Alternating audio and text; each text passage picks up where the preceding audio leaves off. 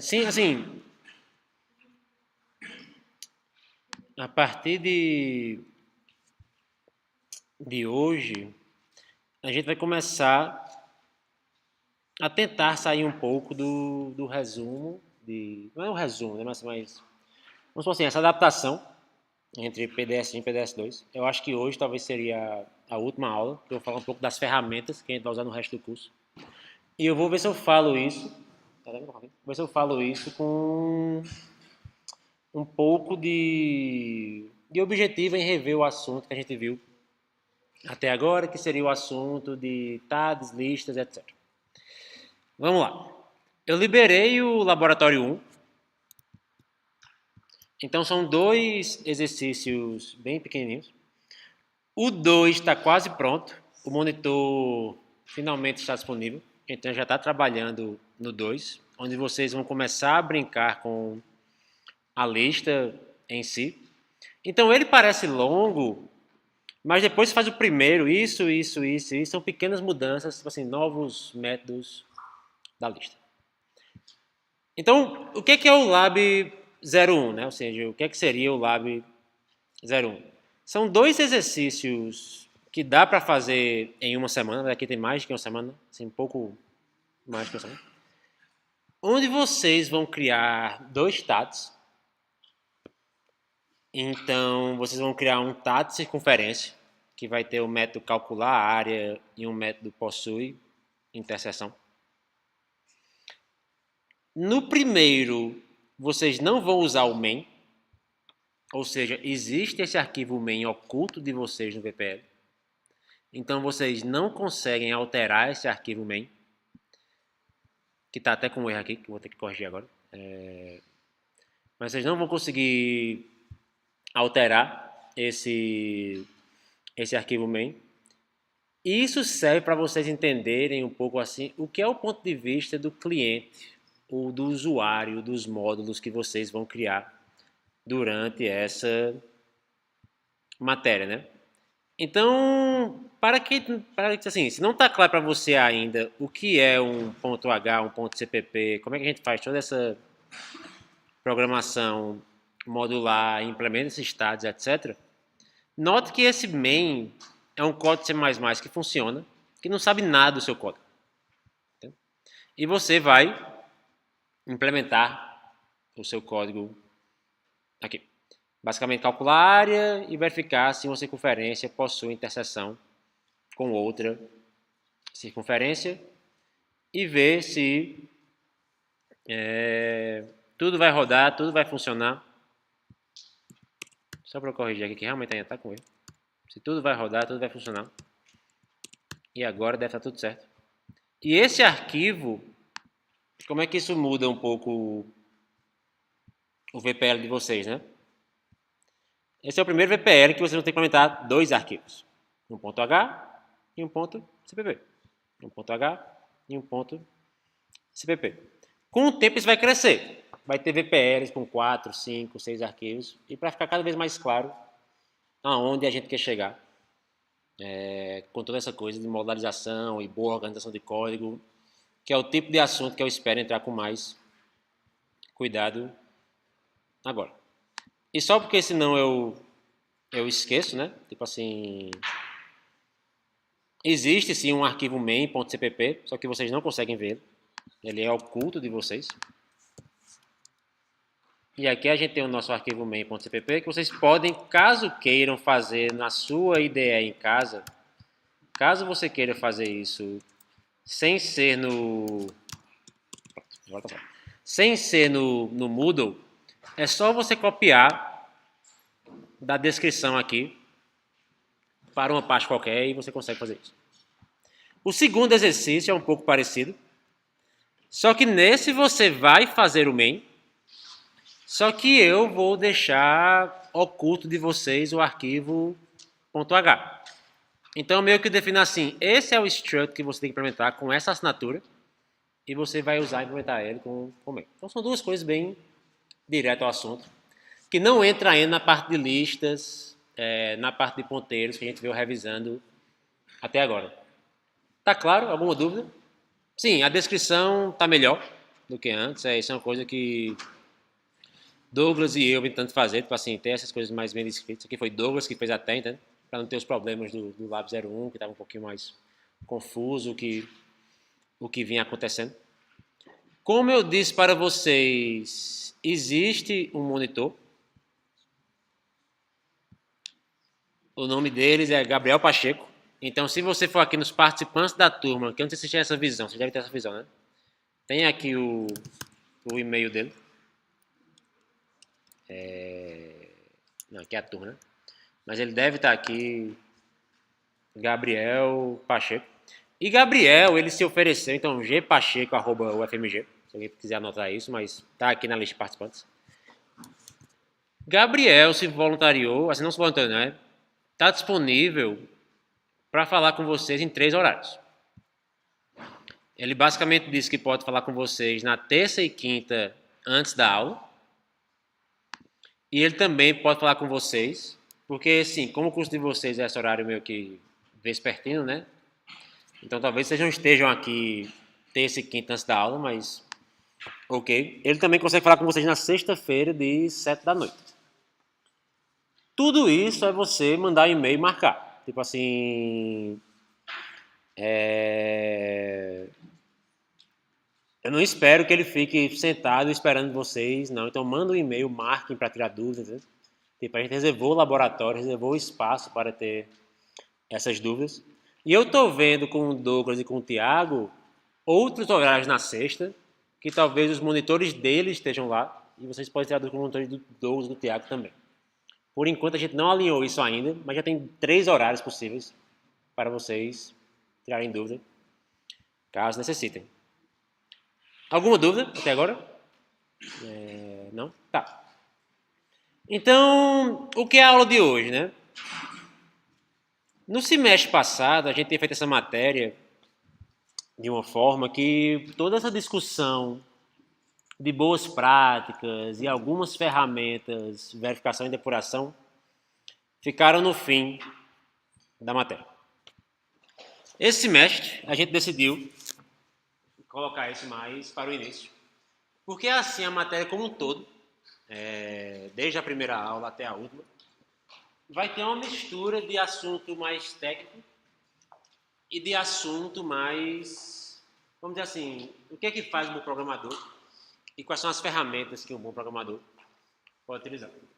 Então, na aula de hoje, eu vou mostrar um pouco de alguns conceitos tipo Git, que vocês já veem que eu uso bastante. Seu projeto vai ser no Git.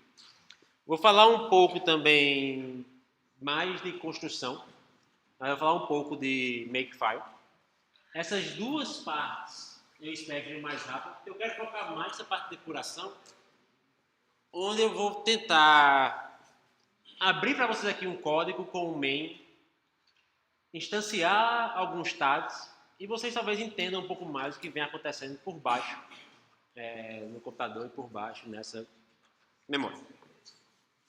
Então, existe uma série de... Então, assim, a gente vai voltar para ver a lista, assim, para tirar dúvidas da lista encadeada, que foi só uma aula até agora, né? Mas vai ter um VPR sobre isso, então eu vou rever um pouco mais disso hoje. Mas existe também uma série de boas práticas de programação para reduzir assim a chance de erro nos seus programas. E existe uma máxima que eu acredito muito nela, a não ser que seu programa seja algo muito pequeno, ou aquele assim, protótipozinho de arquivo que é 1, 2 algoritmos, e você é uma pessoa bem formal, o seu programa vai ter erros.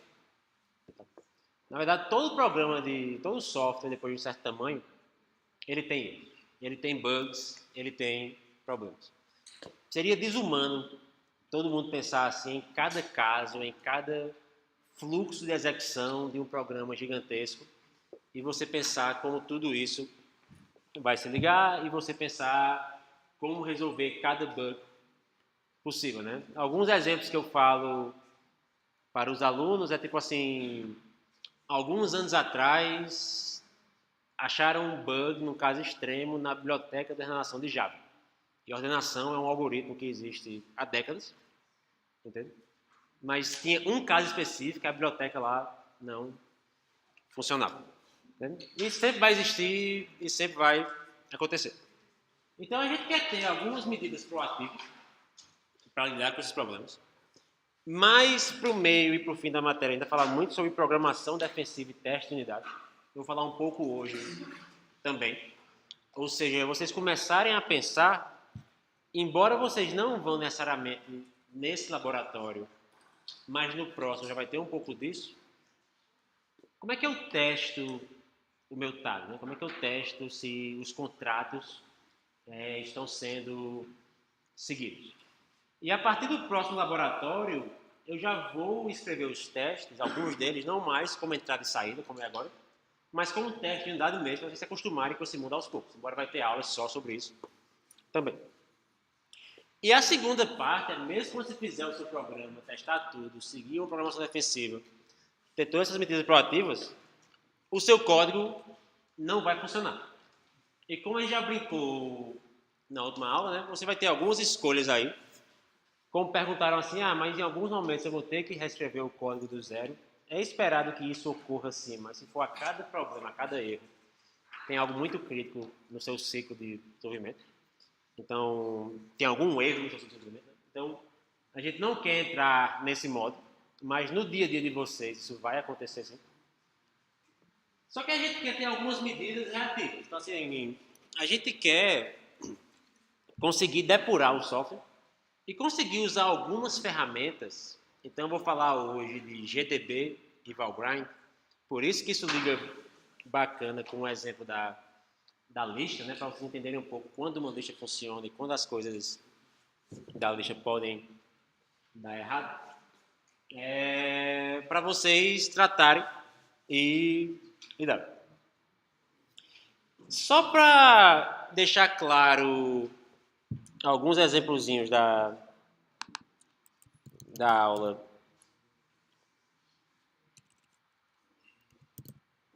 E sim, eu sempre tento deixar os slides bem organizados para mudança de fluxo da matéria. Então, vocês percebem que estilo de código é importante. Então, escolha um estilo para utilizar. Eu gosto de fazer meu código, você já percebeu, um pouco seguindo esse estilo aqui. Tipo, eu dou o nome com letra maiúscula. Eu tenho algumas nomenclaturas para quando não tem método nenhum. Você quer virar uma classe já com público e private, e eu gosto de colocar os nomes com underscore para ler, tipo assim, o que é que você vai fazer e como você vai lidar com esse seu estilo. Se você pegar o material da computação, que é o que Douglas está usando, isso é uma coisa que a gente não convergiu mesmo, né? E como os slides diferem um pouco do meu e dele, vai ser um pouco diferente o estilo de código ou a forma de escrever o código. No dia a dia, vocês podem usar uma ou outra, obviamente, mas quando vocês começarem a pensar no projeto e nas escolhas que vocês vão ter, assim, vamos trabalhar com 3 pessoas, 4 pessoas, é bom ter um estilo para que todo mundo entenda e dialogue de forma comum. Então, ou escreva suas chamadas de funções e métodos dessa forma, ou escreva dessa forma, e suas variáveis como ok, e seja feliz. Só para deixar claro um pouco assim, alguns exemplos, antes da gente começar a entrar no resto da matéria. Uma dica pessoal minha também para você fazer um bom código. Se você está fazendo um método ou uma função, e eu sei que eu devo ter algum exemplo aqui de... Nossa, tem muita coisa aberta. Não. Se você está fazendo um método ou uma função... Isso você fala uma coisa. Se você está fazendo um método ou uma função, e esse seu método, essa sua função, ocupa mais do que uma tela de monitor, se eu conseguir ocultar isso aqui, que eu não sei se eu consigo, mas ocupa mais do que uma tela do seu monitor, tipo essa aqui, está bem no limite de inserir um elemento numa lista encadeada. Isso é um bom momento para você pensar se você não deveria criar uma função auxiliar. E se você não deveria dividir essa função, esse método, se for dentro do struct do método, né, mas se for fora essa função, em duas, e ter um chamado intermediário aqui, e pensar assim, bem você mesmo, como que você vai fazer essa divisão. O meu remover IESM já não cabe, mas a resolução da tela também não me ajuda um pouco. Mas assim, no geral, é bom manter o código de uma forma que você consiga ler em uma passada única. Uma outra coisa que vocês vão ver também no código que eu já vem fazendo é tipo assim, manter as linhas um pouco curtas, né? Tipo assim, 80 ou 100 caracteres, tipo, quebrar a linha quando ela é muito longa. O editor de texto geralmente mostra pra gente aqui quando a coisa está mais longa do que deveria ser. Então é bom ser o código ser legível tanto na horizontal quanto na vertical. Comentem o seu código sempre que possível e necessário. Assim, um bom comentário vai falar, não explicar o código, assim, explicar o código assim, nessa linha eu estou fazendo um laço para fazer uma repetição, nessa linha eu estou setando i para zero, nessa linha eu estou fazendo isso, não é um bom comentário, isso é código. Então explique qual é o contrato do seu tag. Explica assim, na lista encadeada, o método inserir o elemento vai incrementar o tamanho por 1 e vai inserir esse elemento no fim da lista, ou vai inserir esse elemento no início da lista. Então isso é o que são bons comentários. Eles não devem falar algo que alguém bateu o olho no código vai saber, e eles não devem descrever o código para o cliente do seu TAD, porque assim, o cliente quer saber mais do contrato, não necessariamente do que aquele código faz. Talvez a maior dica que eu posso dar aqui, para terminar essa primeira parte das boas práticasinhas, que vai seguir a gente na matéria o tempo inteiro, é manter as coisas simples. Entende? Então, o seu programa, ele deve ser, aquelas máximas, o mais simples possível e nunca mais simples do que isso. Entende? Você tem que enxugar tudo que é redundante e tentar fazer um código, um método, um TAD, uma função que seja conciso. Simplificar demais quer dizer que você, ou não vai cumprir a sua tarefa, ou dois, fez um código tão ilegível que talvez só você entenda. A partir do próximo laboratório, eu vou começar a usar um pouquinho mais testes. Então, eu vou começar a usar a noção de uma biblioteca de testes. E essa biblioteca de testes se chama doctest. Eu já tinha deixado meio que aberto aqui. E vocês já conseguem usar ela caso precisem. Caso vocês queiram brincar com ela ou não. E desenvolvimento voltado a teste também é uma boa prática, porque é sempre bom a gente pensar como é que o estado daquela memória ou daquela instância daquele struct que está na memória é alterado a cada chamada de função. E como é que eu testo isso? Então, quando a gente começou a falar da lista, eu falei para vocês algo do tipo assim, vamos fazer uma lista no... Foi na tela mesmo, né? Tipo assim, vamos tirar essa animaçãozinha aqui da frente por um tempo. Mas estava na tela mesmo. E uma coisa que vocês podem pensar é tipo assim, ok, eu vou construir uma lista encadeada. Então eu vou construir um tipo abstrato de dados, cuja tarefa desse tipo abstrato de dados é guardar inteiros. Porque o vetor tem um tamanho fixo, então eu não quero estar lidando com esse vetor de tamanho fixo. E eu tenho que ter algumas condições nessa minha lista encadeada. Então, quando eu penso que eu vou estruturar a memória, como a gente já viu, né? Você vai fazer uma lista ou com uma lista com vetores ou uma lista com ponteiros, né? Vamos fazer aqui uma lista com vetores, só que era mais fácil escrever aqui, né? Eu tenho aqui os meus dados. E aqui eu tenho, por exemplo, uma variável n, que conta o número de elementos até agora. E vamos pensar assim,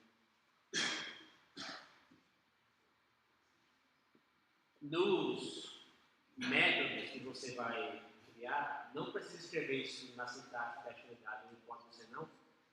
Mas lembrando que a lista encadeada é aquele tag, a lista com vetor, né? Assim, é uma implementação do tag lista, onde a gente começa com um buffer, ou com um espaço de 3, 4, 5 elementos. Se eu faço assim, inserir um elemento, vai ocupar essa posição, inserir outro elemento, vai ocupar essa posição, inserir outro elemento, vai ocupar essa posição. Quando eu quero inserir mais elementos, eu coloco mais espaço aqui, eu realoco o vetor, e a coisa vai caminhando dessa forma. Então, depois que eu chamo o meu construtor, o que eu espero que ocorra? O que eles esperam que ocorra logo depois que o construtor termina?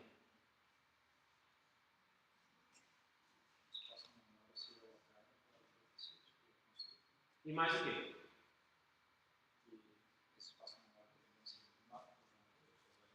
Certo, então você tem que saber que espaço foi alocado. Essa aqui é mais chatinha.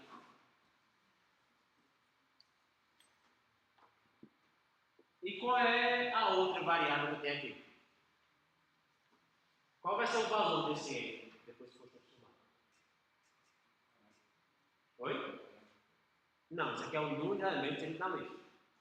Então aqui eu tenho n igual a 6. Na verdade são 2 n, tem razão, essa tem 2. Então aqui eu tenho o número de elementos inseridos.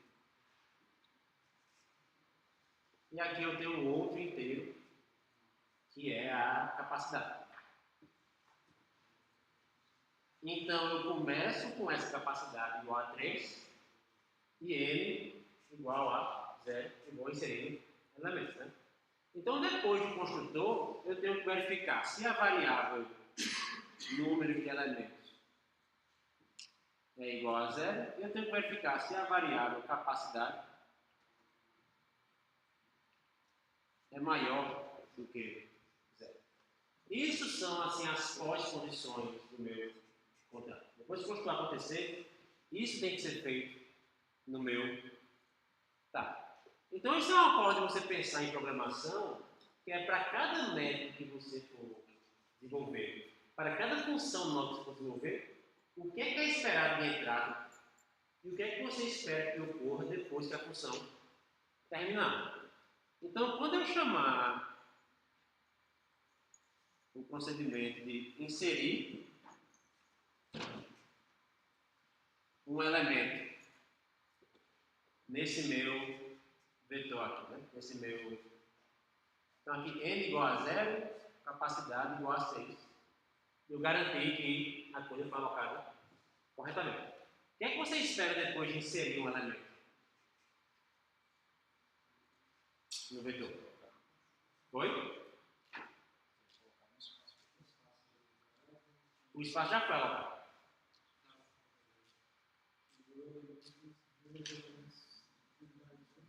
Então, o número de elementos. E tudo isso, quando você pensa, corre tudo. Enquanto tem que seguir esses passos corretos. O número de elementos tem que ser incrementado.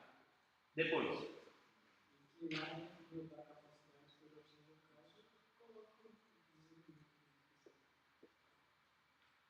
O último. Eu sei que estou falando mais baixo no nível de memória, mas o último elemento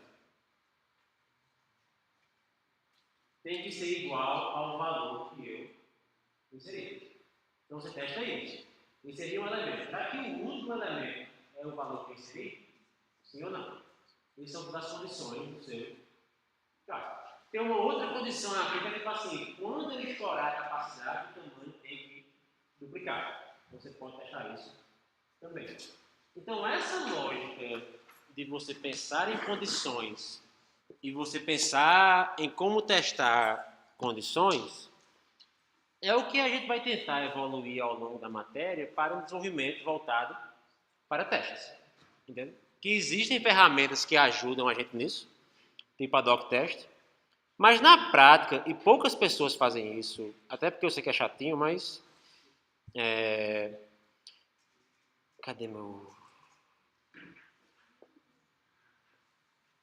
Na prática, o que o desenvolvedor para teste fala é que antes de implementar uma função fatorial, tipo a que ele mostra aqui o exemplo, eu escreva justamente o que é que eu espero que uma função fatorial faça. O que é que eu espero de entrada e saída, entrada e saída, entrada e saída. E só depois você faz o código. Primeiro você pensa o que é esperado, depois você faz o código. Você pensa o que é esperado, depois faz o código. Você pensa o que é esperado, depois faz o código. Não espero que ninguém faça isso nessa primeira aula, não. Você vem aos poucos.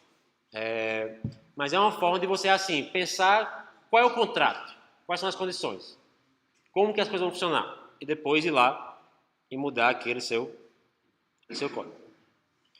E isso é interessante, assim, porque tem vários estudos. Esse aqui eu não lembro muito bem de onde é. Eu acho que é algum estudo, ou da Google, ou de alguma outra empresa, Google, né? Okay. Em que quando eles pensam nas várias etapas de desenvolver um código, eles mensuram aqui aonde um bug foi inserido. Eles tentam observar onde é que o bug foi inserido, olha para trás, né? Esse bug foi inserido mais ou menos naquele momento. E onde o bug foi encontrado. E existe uma grande quantidade de bugs que deveriam ser encontrados. Porque a maioria parece estar ali depois, né? Não sei se aqui é um percentual, né? Tem que ter mais atenção, mas basicamente existe uma grande quantidade de bugs que você acha no momento de codificação e de testar o seu método. Eu não estou lembrando exatamente como ler. Isso. Oi? São horas, né? Horas que você gasta trabalhando naquela tarefa. Isso, entendeu? E aqui é bem menos tempo. Justamente isso. Aí estava meio que confundindo. Esse vai ter que ser melhor para cá. Então, se você acha o bug enquanto está codificando testando, você gasta bem menos tempo do que você gastaria encontrando o bug depois, se o código está pronto. Então, pensar em teste, e pensar em como codificar, vai lhe ajudar nesses casos. Aqui, hours, né? Deixa eu ver. Tá aqui o tempo tabela. Tá bom. Então, vamos pensar um pouco e voltar lentamente para o nosso mundo das listas, para a gente entender alguns erros de memória. Tipo, teve uma dúvida na última aula, o que é um erro de segmentação? O que é um segmentation fault? Então, eu vou tentar reproduzir alguns erros desse aqui para vocês hoje. E se você lembrar, não sei se vai passar para vocês em PDS1, mas tem vários erros que o programa pode ter. Existem erros de sintaxe, semântica e lógica. Em outras formas, existem erros em tempo de compilação ou em tempo de execução, ou também em tempo de desenvolvimento, como mostra a tabelinha lá da Google, né? Mas aqui é mesmo assim, para o compilador, ou ele vai quebrar quando está compilando o código, quando o código está rodando. E se a gente pega os erros em sintaxe, tipo essa minha função aqui, quase sempre vão ser erros de compilação. Porque aqui eu esqueci de colocar um D, então esse tipo de erro, não coloquei um D em std.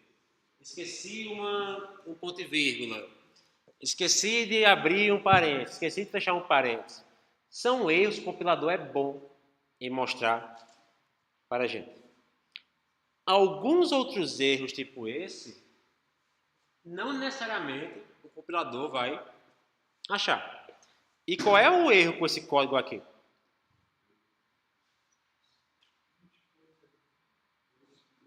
Oi? Eu não consigo ver o que está falando. Desculpa.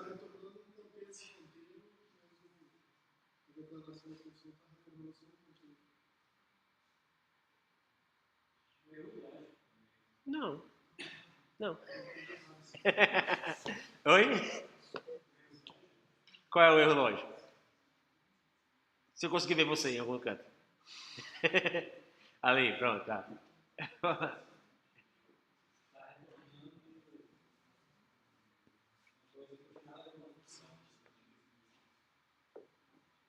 Onde é que a variável RV mora? Oi? Não, onde é que ela é alocada? Na pilha ou no heap? No stack ou no heap? Tem new? Não tem new, mora na pilha. O que acontece depois que essa função morre? Com esse vetor de tamanho 20? Ele também morre. Depois ele também é desalocado. Isso é o tipo de erro que eu acho, eu não tenho certeza, mas eu acho, que o Clang, que é o compilador C++, que deve ter aqui no... deixa eu ver se ele está aqui, é o meu primeiro exemplo, né? Então, isso aqui é o tipo de erro que a gente não consegue ver a princípio. E na verdade você tinha razão, a característica estava errada. O erro é reproduzido dessa forma aqui. Tá um pouquinho... que é o ponteiro tá aqui. Então, isso é o tipo de erro em que a gente, a princípio, não consegue ver, mas dependendo do compilador, eu acho que o meu aqui não faz isso. Vamos ver, o faz. Ele dá um warning. O Clang, que é o compilador de fundo do Mac, vai dizer assim: você está retornando o endereço da pilha. Se vocês pegam esse código, então motivando assim um pouco essa brincadeira de depurar o código, né? E joga isso num depurador.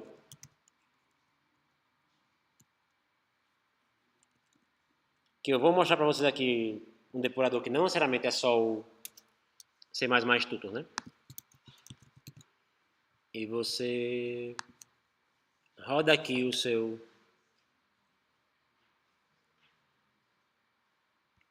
código, ele já deu erro. Ele nem deixa eu rodar, por motivos esquisitos. Então, vamos talvez deixar isso aqui um pouco. Já vou rodar um depurador aqui. Você consegue ver que essa memória ela deveria ser alocada e ela deve morrer depois que a minha função terminar. E o que a gente vai usar na aula de hoje, só que para esse exemplo não seria muito fácil de encontrar, é o debugger da IDE. Para rodar esse código passo a passo, existe um problema em falar de debuggers de C e C++, que o GDB é muito baixo nível, mas um dos motivos que a gente migrou para o Visual Code Studio é que, assim, independente de onde você programa, você consegue rodar isso e tentar achar e procurar esses tipos de erros. Se eu fizer isso aqui, talvez,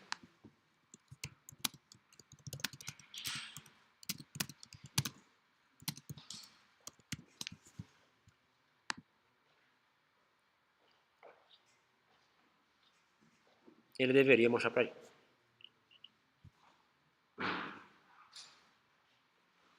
Não, ele está quebrado hoje. Né?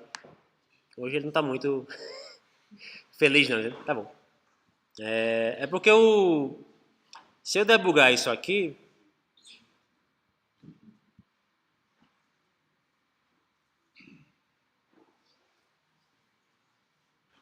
que ele não começou a debugar minha coisa aqui, mas se eu debugar ela aqui, tipo assim, tem que compilar com "-g", "-o main".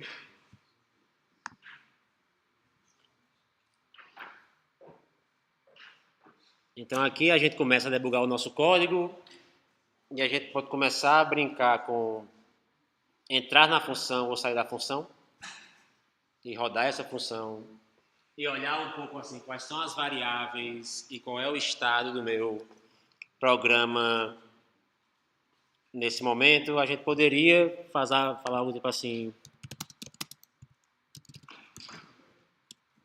int *x igual a f, debugging start. Talvez aqui eu consiga mostrar para vocês o erro acontecendo. Então você roda a sua função passo a passo. E quando ela terminar, ele nem me mostra o valor de x. Hoje o mundo não está gostando de mim, tá? Só porque a gente prepara a aula inteira para fazer essas coisas. Mas a gente deveria, de alguma forma, ver esse erro e esse problema acontecendo. Né? Espero que nos meus próximos exemplos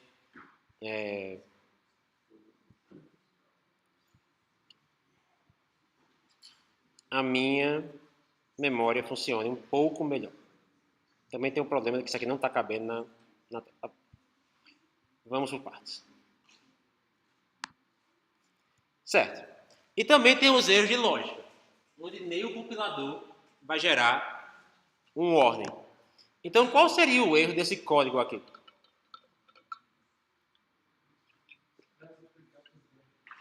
Oi? Eu vou multiplicar por zero, né? Assim, o valor aqui do meu fatorial, ele começa como sendo zero. Só que num programa maior, tipo, num programa um pouquinho mais complicado do que isso, não seria fácil ver esse erro, não seria fácil ver que o seu fatorial aqui está com esse valor igual a zero. Porque você tem uma função mais complicada, tipo, aqui eu tenho o meu exemplozinho do fatorial. Esse aqui eu testei com calma, então esse aqui deveria funcionar.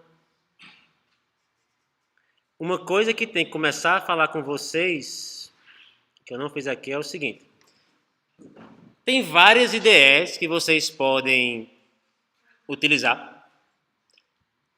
Na aula, eu estou usando o Visual Code Studio simplesmente porque coisas tipo CodeBlocks não rodam muito bem nesse Mac. No Visual Code Studio, para quem usa o Windows, vai ser um mundo um pouco diferente, ou um pouco inovador, porque eu tenho que falar para ele exatamente qual programa ele está compilando. Então eu tenho que dizer aqui para ele que ele está compilando o programa na pasta 0601 depuração alguma coisa. E quando eu compilar esse meu programa aqui no terminal, então aqui eu tenho meu terminal dentro do Visual Code Studio, né? Meu programa aqui 01 depuração, que é o 02 fatorial. 00 fatorial. Quando vocês forem começar a depurar esse código, vocês têm que compilar com essa "-g", para que o código consiga ser depurado. E eu vou falar para o meu programa, que eu estou compilando o programa main, que mora na pasta 01 fatorial. Compile o programa main, que mora na pasta 01 fatorial, que mora na pasta 06 depuração. Quando eu fizer aqui o start debugging, assumindo que agora as coisas... ele vai para o programa certo. Eu fecho aqui o meu profiler. Eu consigo ver, por exemplo, que eu estou dentro do main, desse arquivo aqui, fat. Eu consigo entrar na função. Agora as coisas não estão funcionando comigo, né? Eu consigo ver o valor de cada função minha aqui. Tipo, qual é o valor da variável valor, qual é o valor da variável xPower. Tudo começa como lixo, porque eu não inicializei ainda. Então eu caminho para frente, vejo que a variável mudou de valor, caminho para frente. Em algum momento eu devo entrar no fatorial. Isso aqui vai atualizar o estado de qual função eu estou observando, né? E quais são as variáveis daquela minha função. Note que isso não é tão bonito quanto ser tutor, que mostra a memória, que mostra um monte de coisa bacana, mas eu posso caminhar para frente. E aqui vocês conseguem ver, em algum momento, que quando eu chamo com fatorial de 1, ele entra na função e o valor do fatorial não mudou. Quando eu chamo com fatorial de 2, ele entra na função e o valor do fatorial não muda. Então, infelizmente, a gente não tem tanto tempo de aula prática para ficar brincando disso com vocês, mas se acostumem com usar um depurador. E vocês podem usar um depurador gráfico, tipo esse aqui do Visual Code Studio, aprendendo um pouco como configurar ele, como eu mostrei assim. Para cada programa que você quer depurar, tem um arquivozinho launch.json que mora aqui na sua pasta. Você fala assim, eu vou depurar esse um programa e meu código ele funciona, ele vai rodar. Você pode também depurar o seu programa na mão, usando o GDB.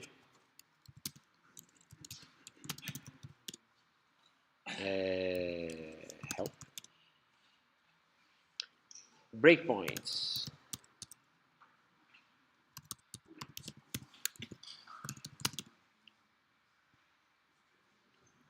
Break. Então eu teria que falar aqui, tipo, aonde o código vai parar. Tipo, o código vai parar na posição 1 do arquivo main.cpp, na função main. Eu posso dizer para o programa rodar e deu erro no GDB. Ah, porque isso aqui é Mac, né? Tem que rodar o LLDB. E aqui o LLDB são outros comandos, tá bom. Eu tenho que fazer isso da minha máquina Linux. Tá bom. Então vocês podem rodar esses problemas. Vocês veem que tem uma série de problemas, que foi um tipo de problema que eu tive no mês passado, por isso que a gente mudou para o Visual Code Studio, né? Que não é fácil, não, ensinar alguns assuntos em C++, porque no Windows, no Mac e no Linux, algumas ferramentas vão funcionar, outras não. Tipo, no Mac, o GDB, que eu sou mais acostumado, não roda bem. No Windows, instalar o GDB vai ser um saco. Então, o que eu sugiro que vocês façam é usar o Bash for Windows. Então, basicamente, tem essa coisa chamada de Windows Linux Subsystem, que vocês conseguem instalar. E ele vai ter um ambiente perto do Linux para vocês usarem. Então, muito do material aqui da frente, que eu vou dizer assim, vai ter um Makefile, vai ter um Rod GDB, faça uma coisa do tipo. Se você rodar o Linux Subsystem for Windows, vocês conseguem brincar disso. Então, vocês vão ter um terminalzinho muito parecido com o meu aqui, com comandos que vocês podem rodar e brincar e executar tudo isso. Certo. Encontrar esses erros é um pouco de uma arte. Tipo, não vai ser todo o código que vai ser simples assim, onde em poucas linhas você vai conseguir pegar, observar e ver assim, o erro aqui no fatorial é igual a zero. Quando a gente roda o GDB ou o debugger, a gente consegue achar o erro, que é um pouco o exemplo que eu já fiz. Se vocês quiserem rodar um GDB muito mais bacana, existe esse... Eu não consigo rodar aqui no meu GDB-GUI, onde você vai rodar uma interface gráfica bem mais interessante para conseguir depurar o seu código. Na verdade, eu tenho aqui, sim.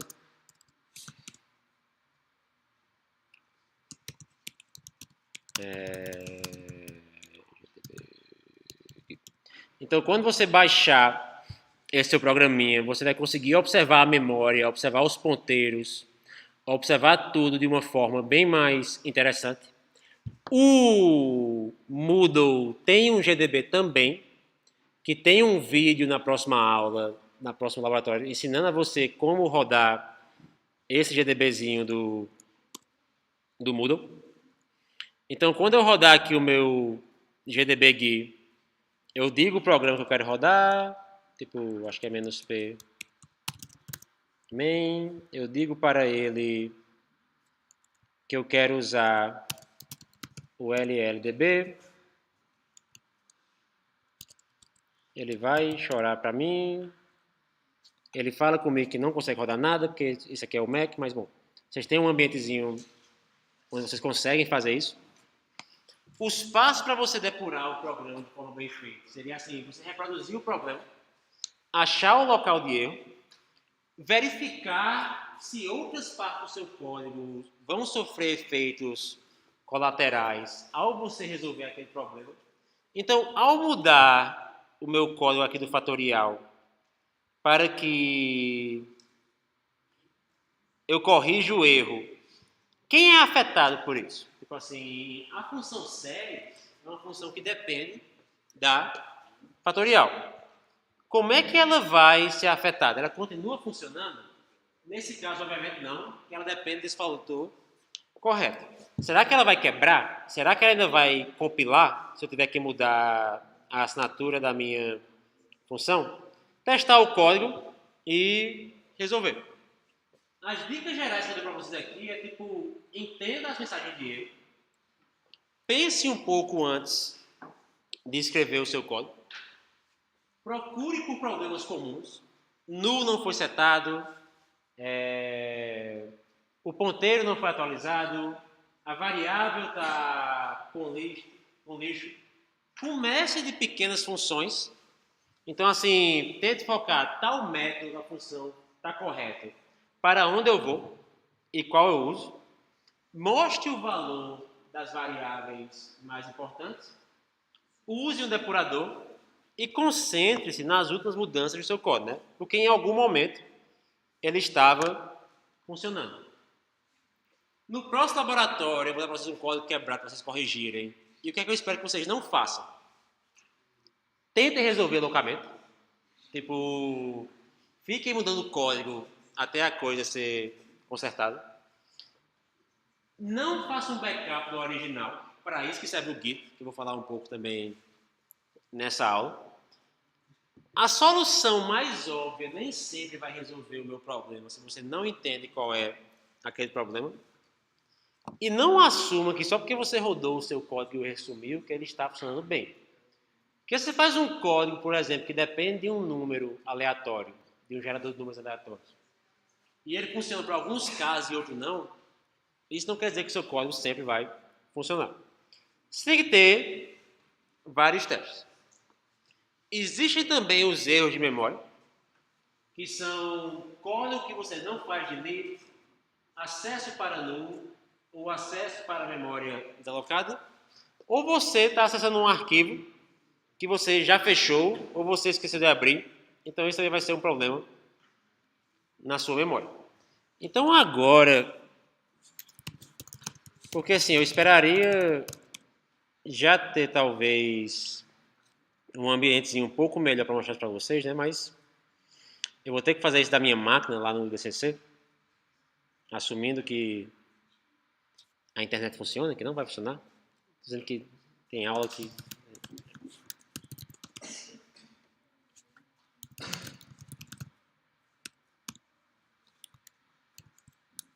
Então, quando vocês instalarem o seu Linux Subsystem para o Windows, eu espero que vocês instalem uma série de bibliotecas que vocês consigam usar e que vocês consigam... Deixa eu fazer isso do zero aqui.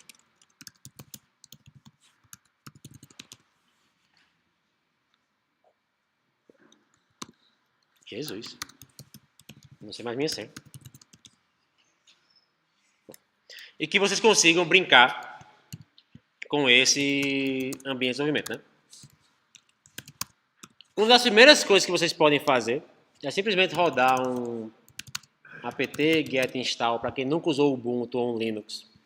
Você pode procurar na internet algo do tipo assim: how to install GDB on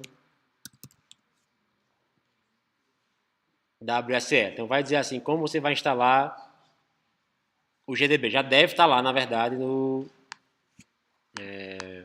já deve estar lá no troço. Já está o Git on Ubuntu. Tipo... E alguém vai dizer para vocês que a forma correta de instalar isso é você fazer algo do tipo Não. Sai. Você fazer algo tipo sudo apt get install git, sudo apt get install gdb, mas gdb já deve vir. Já deve ter um G++ lá, uma série de ferramentas. Então você instala essas ferramentas que eu já tenho aqui na minha máquina. Vou ver se o monitor consegue fazer um tutorialzinho para vocês sobre isso. Uma delas, que é o Git, né, permite que a gente jogue código na internet e que baixe código da internet. Então, sempre que eu altero os meus exemplos, e eu fiz muita alteração ultimamente, eu coloco na internet no GitHub. Isso é o meu backup. Quando você tem o Git instalado e você roda um comando como git pull, eu baixo esse código da internet. Então aqui eu baixei o código de exemplos que eu fiz na minha máquina. Essa aula eu vou ter os exemplos de depuração, tipo aqui. Essa aula eu vou ter o meu exemplo do fatorial, que está aqui também. E isso aqui está tudo na minha máquina remota, lá no DCC. E agora o que eu não conseguia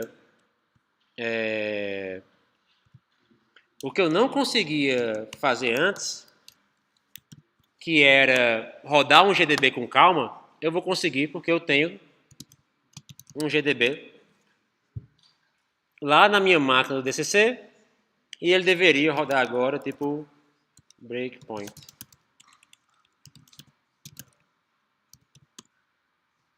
Aqui ele vai break main. Então ele vai fazer o break no main. Quando eu fizer run, ele vai começar a rodar o meu programa. Ele vai falar que meu programa está na linha 22, que é aqui as séries.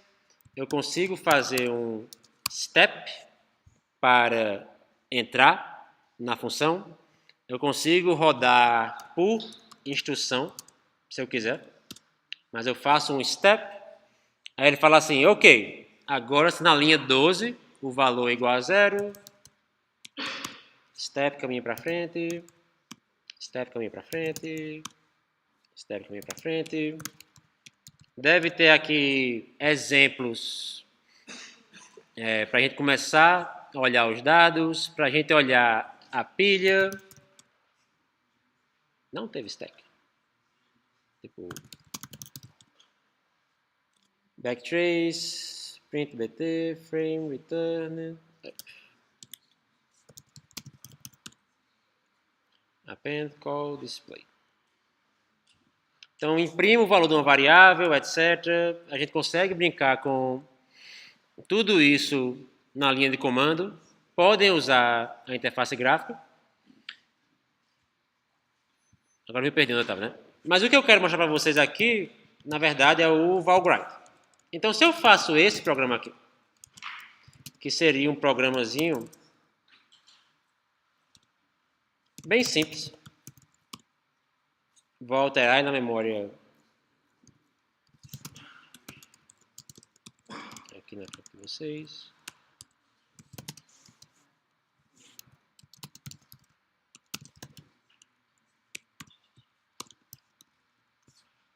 Dá um zoom aqui para quem está lá atrás conseguir ver o código. Estou gastando mais tempo para esperar. E chama a minha função f. Qual é o erro desse meu programa aqui? Se ele tem algum erro. Oi? Não deletou a variável. Obviamente, num exemplo como esse, vai ser simples a gente saber que eu não deletei a minha variável. Quando vocês rodarem isso numa ferramenta tipo o Valgrind, que tem uma opção leak check igual a full, você está de sacanagem comigo, né?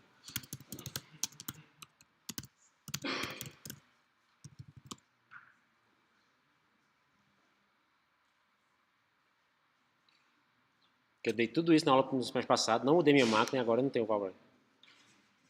Isso é que dá ficar atualizando a... Quando a gente rodar isso no Valgrind? Aqui. Nessa exemplo aqui. Tipo 02 depuração Valgrind use vetor G++ vem menos homem menos G para da dívida menos homem.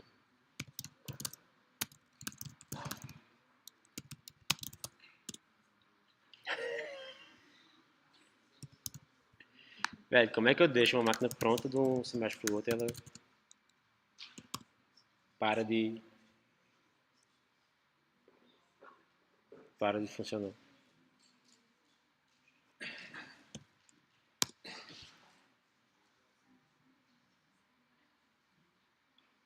Reinstall em Valgrind, então ele existia. Okay.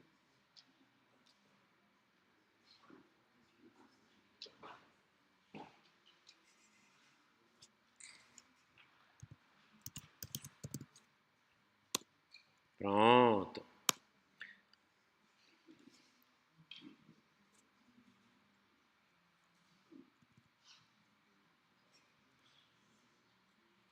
Ah, mentira, mas sou burro.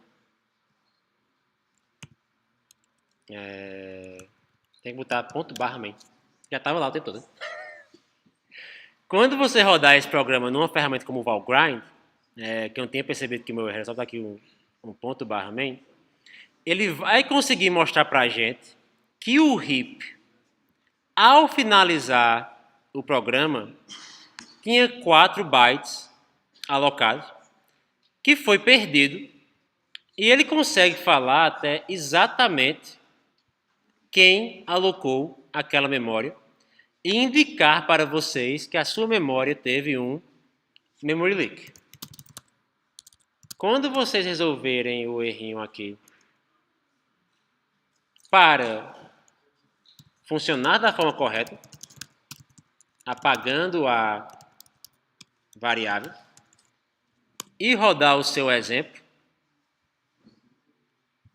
eu não compilei, por isso que ele não corrigiu, e rodar o seu exemplo, ele vai dizer que 0 bytes estavam em uso depois que eu rodei o meu código.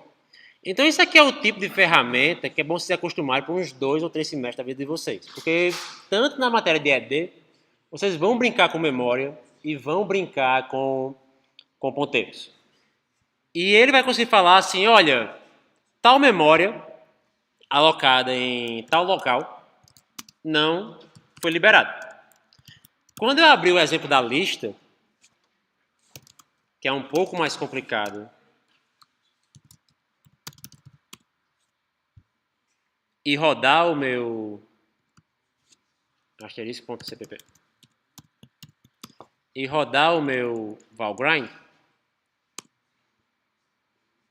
ele vai dizer que minha lista perde 64 bytes de memória no operador que foi alocado aqui no meu main, que foi alocado aqui no meu método inserir elemento. Então eu estou inserindo elementos que eu não estou removendo.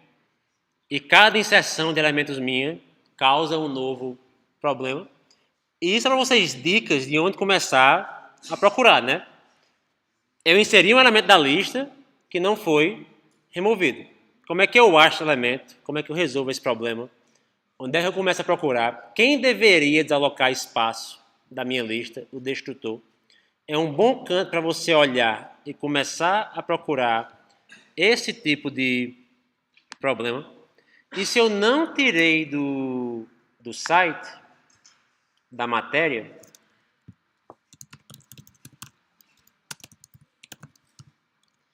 tem um tutorialzinho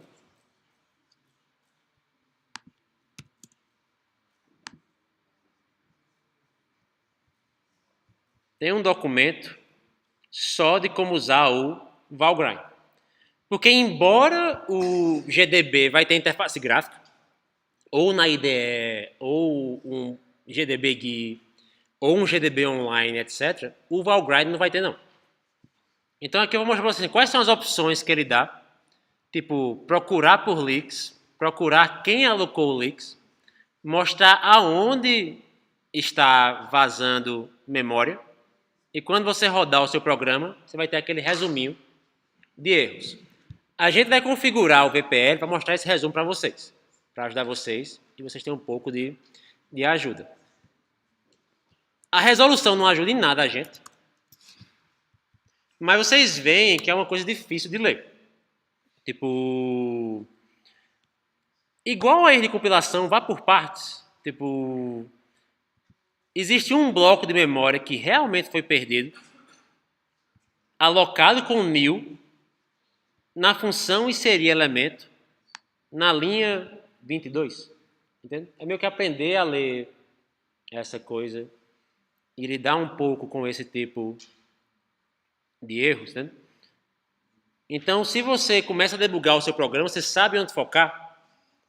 Você vai focar em quem apaga um elemento que foi inserido no nil, né? Na inserção. Provavelmente vai ser o destrutor ou algum método de remover elemento da lista. Então, essas são as ferramentas que a gente deve utilizar. Deixa eu ver quanto tempo de aula tem aqui, senão eu vou ter que mudar um pouco. Tem 20 minutos, tá bom. Então, se eu pego a minha lista encadeada, aqui no meu Mac mesmo, aqui no Visual Code Studio, eu tenho um códigozinho de uso da lista. Então eu tenho um códigozinho que cria uma lista nova, insere elementos na lista nova, e se eu não me engano, eu quebrei esse código inteiro.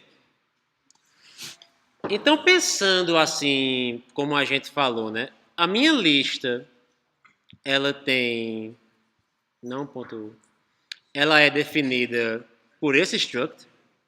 Ela é uma lista encadeada, que tem início, fim e número de elementos inseridos. E eu pergunto para vocês o seguinte, que está no quadro ali, né? Depois... Deixa eu ver se aqui é a versão quebrada. Deveria ser, que tem um memory leak, né? Mas depois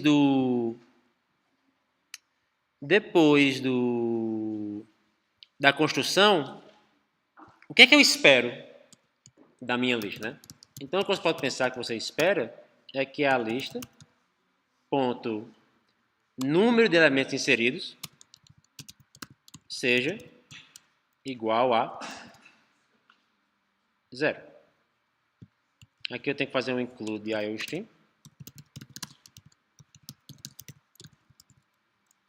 Então eu insiro um elemento na minha lista. Vou quebrar aqui para que vocês vejam o código. E eu vou criar aqui uma segunda lista, que também é o código da última aula. E na segunda lista, o número de elementos inseridos vai ser igual a 0. E aqui eu deveria esperar que o número de elementos inseridos fosse igual a 1. Vou começar a perfilar o meu programa, a depurar o meu programa, né? Começa a depurar daqui. Então eu digo para ele onde ele deve começar a depurar. Vou compilar o meu programa para fazer a depuração.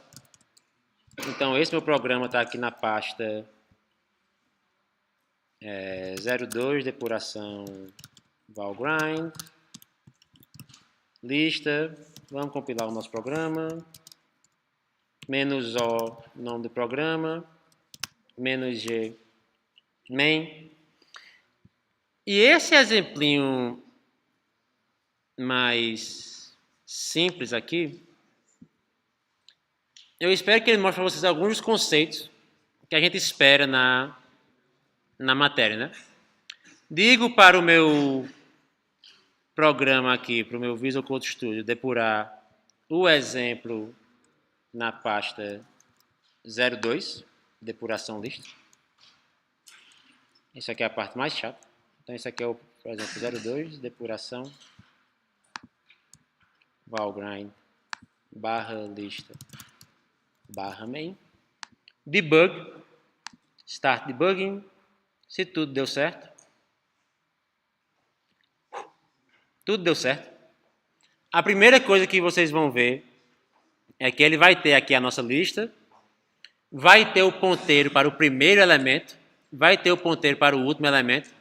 Então, eu devia esperar que isso fique nulo e essa variável aqui, se eu conseguisse ver ela, fique igual a 0. Quando eu rodar aqui, o início vai ser igual a nulo, o fim está igual a lixo, vai ser igual a nulo, que é 0, e o número de elementos inseridos vai ser, se eu conseguisse ver, igual a 0. Então, isso são as condições do meu programa e ele está funcionando corretamente. Continuo aqui rodando. Imprimo, funciona. Se eu tivesse terminado aqui, eu poderia ver. Deve estar aqui em algum canto a execução dele.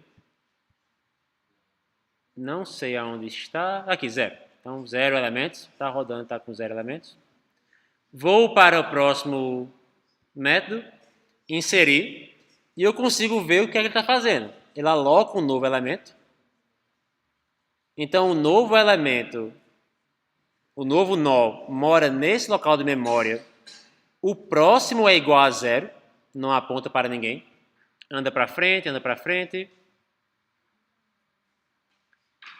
Se início for igual a nulo e fim for igual a nulo, se início for igual a nulo, quer dizer que a lista está vazia. Então, início é igual a novo e fim é igual a novo. Então, agora eu acabei de criar a minha listinha com um elemento único. Vocês conseguem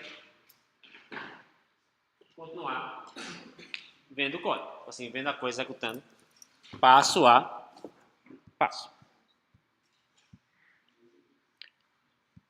O que é que talvez não está claro para alguns de vocês até agora, quando a gente pensa em .h.cpp e nessa brincadeira de modularizar em memória, né? Note que eu criei um TAD, então foi isso que eu tentei desenhar na última aula, mas note que aqui eu criei um TAD, lista simplesmente encadeada, em que eu aloco duas instâncias da minha lista simplesmente encadeada. Cada uma delas mantém um estado diferente. E existe um erro no meu código, aparentemente, na inserção, em que, depois de inserir um elemento, a lista 1 está errada, porque o número de elementos inseridos é igual a 0. Então, eu posso ver o meu código aqui, e realmente parece que em local nenhum eu atualizei o número de elementos inseridos. Então, esse é um bug que tem no nosso programa. Quando eu alocar a segunda lista, aqui eu tenho a lista 2.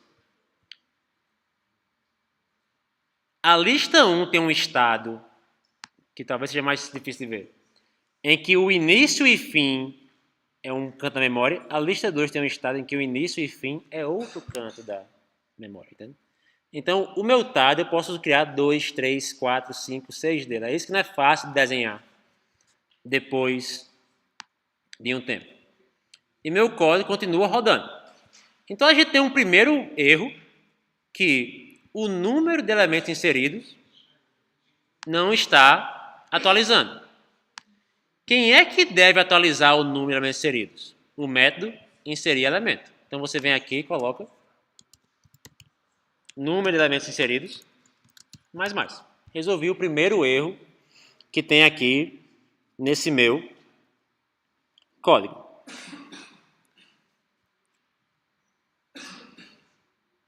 Deixa eu ver aqui qual é o outro erro, né? Tá. O meu código, como a gente falou, ele está vazando memória. Então, um elemento, que foi quando eu rodei o valgrind, né, que está na outra máquina, né? Um elemento que eu aloquei na inserção não está sumindo da memória em local nenhum. Qual é um canto bom para procurar esse erro? No destrutor. Qual seria o erro aqui desse meu destrutor? O que é que ele deixa de fazer?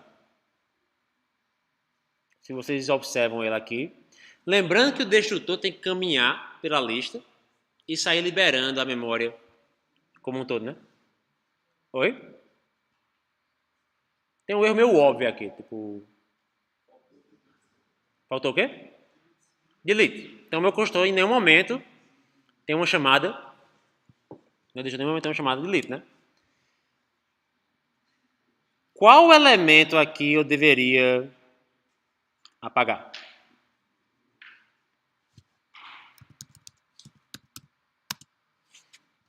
Então, eu tenho um ponteiro para o elemento anterior e eu tenho um ponteiro para o próximo elemento que eu devo apagar. Então, aqui é um delete do anterior.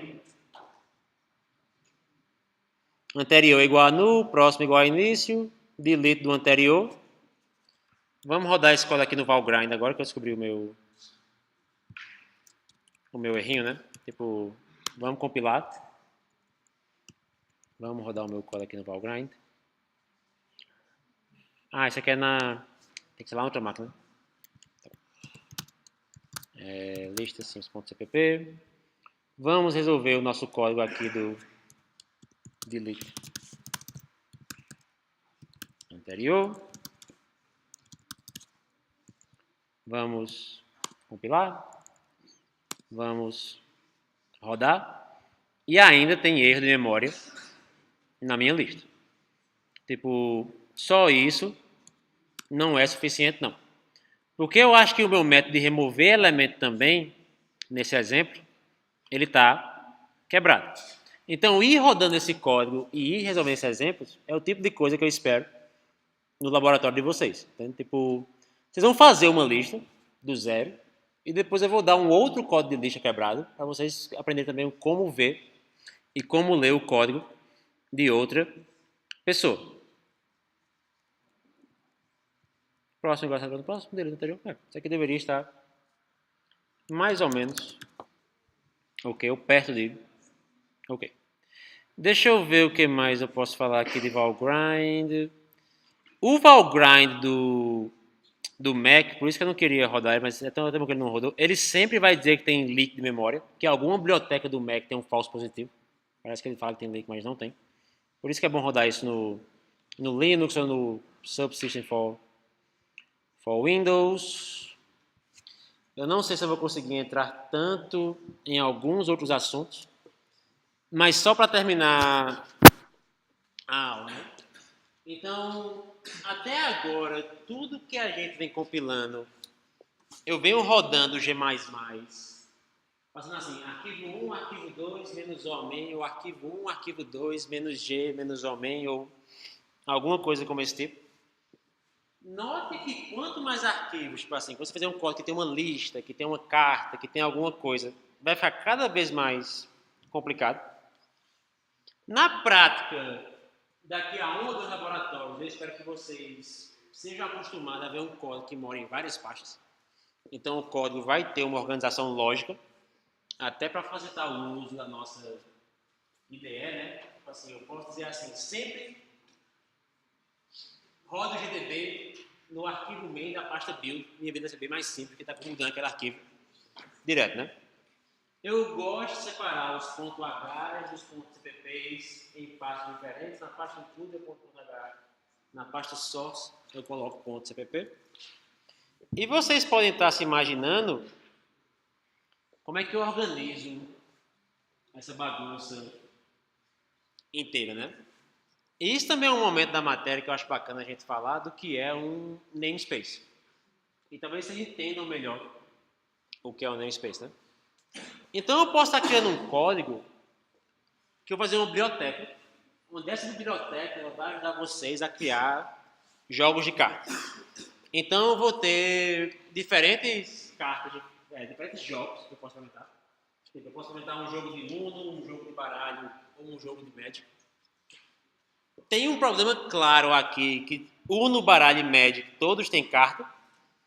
E como vocês talvez pensem em fazer isso, é criar um arquivo carta Uno.cpp, carta Magic.cpp, carta não sei o que.cpp, ou jogar tudo num main só e ir brincando, né? Então, essas situações vão ser comuns quando o problema começar a crescer e quando os projetos de vocês começar a crescer um pouco. E o uso de namespace ajuda a resolver esse problema e a organização do código em pastas também vai ajudar a resolver esse problema. Então, quando vocês pegam um código e vocês leem assim, std, cout, alguma coisa, o que o programador fez foi dizer, existe alguma coisa chamada cout, mas aqui existe um struct carta, onde isso aqui é uma carta de 1. Então, esse tag tem uma cor e um número, porque a carta de 1 tem uma cor e um número. E essa carta de 1 mora no namespace 1. Existe uma outra carta, que é a minha carta de média. Então, a minha carta de média ela vai ter um nome e um dano. Ou seja, qual é o monstro ou qual é o herói aqui, ou seja lá o que for na carta de média. E o que ela faz. A carta de baralho vai ter um nome e um naipe. E cada uma delas são structs com o mesmo nome. Isso é uma carta, o outro também é uma carta. Só que eu só fiz envelopar isso aqui dentro do namespace Uno e dentro do namespace Magic. Então eu implemento o meu struct igual eu fazia antes. Tem um construtor que pega o nome do dano. Tem algum método para pegar o dano, algum método para pegar o nome da carta, tipo assim, qual é o seu nome, qual é o seu dano. E mais importante, quando vocês forem usar isso, está aqui aquele dois pontos. Então, usando a biblioteca Magic-carta, da pasta Magic, usando a biblioteca Uno-carta, que mora na pasta Uno, eu consigo diferenciar qual das duas é. Então, isso aqui é o nosso namespace. Então, aqui eu estou usando a carta Uno e ali eu estou usando a carta Magic, igual vocês fazem com um std. Tem uma outra coisa nesse exemplo que talvez vocês já viram um enum, né? Tipo, um enum seria um tipo especial para eu definir constantes. Então tem a cor, existem as cores, é um tipo enumerado. E eu digo que a cor da carta de Uno é azul, verde, amarelo ou vermelho. A forma que geralmente você deve fazer isso é dizer cor azul igual a 0, cor verde igual a amarelo, cor vermelho igual a alguma coisa, usando define, né? Fazendo uma constante. Por baixo, o que meu código C faz aqui é já definir um número para cada valor do meu enumerado. Então, dentro do namespace 1, existe um outro namespacezinho que seria um enum cor, e dentro dessa cor existe um valor vermelho que vai ser mapeado para um número. Ficou claro a ideia? É só você assim, ter código com a mesma assinatura em campos diferentes. É só isso que vocês precisam saber. Porque não vai ser claro para o meu C++, né? Então, se eu abro esse exemplo aqui, e se eu abro esse código aqui rodando, que tem aqui o meu main, né? E ele já está aqui com o meu makefile. Se eu faço isso no meu código,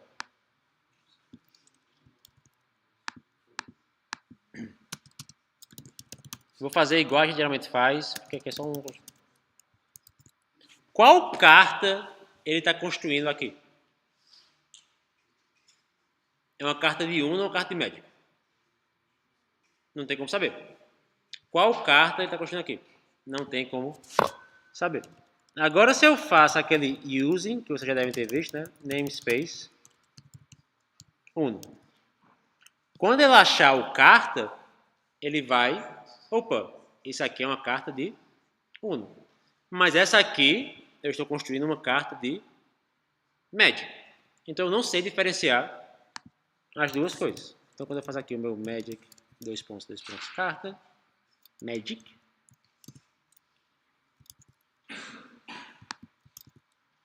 ele deveria começar a funcionar. Se não fosse, talvez o meu... se não for... Aqui. Ele deveria começar a funcionar se não fosse esse compilador meio lento. Crie um struct carta, aloque um struct carta na memória, que mora no namespace magic. Porque eu tenho dois .hs no meu código. Eu tenho dois .hs aqui no meu código, que tem o mesmo tipo, e que tem o mesmo nome, mas que são tags que se comportam de forma diferente. Então, talvez seja mais claro agora o que é o std . Em algum canto do código C++ tem um namespace std. Em algum canto lá dentro deve ter algo do tipo assim, que é o cout que vocês usam. Tá? Então, ele mora dentro do namespace std. Você faz std : cout, std : Sim. Quando vocês começarem a fazer esses códigos que vão ficando cada vez mais complicado, com várias pastas e com vários tipos diferentes, e com namespace, etc.